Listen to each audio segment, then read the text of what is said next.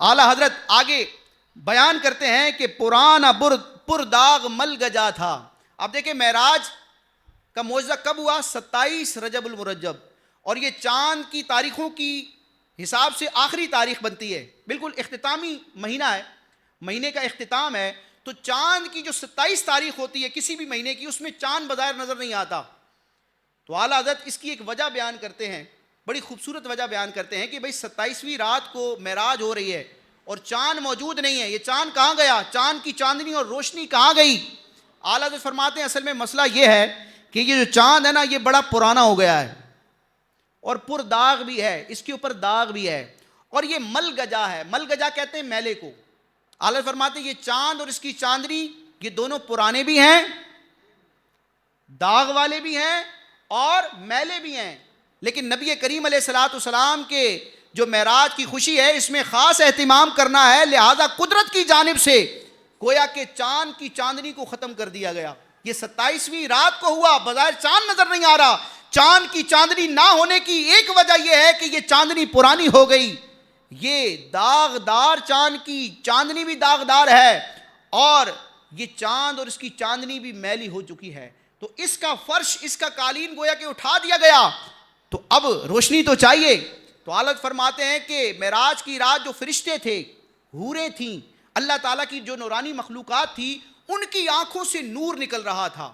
فرشتوں اور حوروں کی آنکھوں سے ایسا نور نکل رہا تھا، اتنا نور نکل رہا تھا کہ ان نوروں کی شعاؤں سے پورا ایک فرش بن گیا، گویا کہ ایک قالین بن گیا. یعنی چاروں طرف فرشتے ہیں، ان کی آنکھوں سے نور نکل رہا ہے، نور کے تار بن رہے ہیں، وہ اتنے تار نکلتے ہیں کہ پورا فرش بن جاتا ہے. اب نبی کریم علیہ الصلوۃ والسلام کے اعزاز کے لیے چاند کی پرانی چاندنی کی حاجت نہیں ہے. اب جو فرشتوں کی نگاہوں سے نور کے تار نکل رہے ہیں دور دور تک، یہ اتنا طویل فاصلہ ہے کہ ایسا لگتا ہے کہ نور کا قالین بچھا دیا گیا ہے.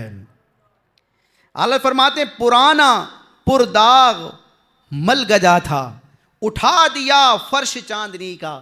چاندنی کا، چاند کی روشنی کا جو فرش تھا اس کو اٹھا دیا گیا، پرانا ہونے کی وجہ سے، پر داغ ہونے کی وجہ سے، میلا ہونے کی وجہ سے. اب کیا ہوا؟ ہجوم تارے نگاہ سے، فرشتوں کی نگاہوں سے نکلنے والے نور کے تار کا، ان شعاؤں کا اتنا ہجوم ہو گیا، اتنا گھیرا ہو گیا کہ کوسوں میلوں تک دور دور، قدم قدم پر ایسا لگتا تھا کہ فرش بادلے تھے.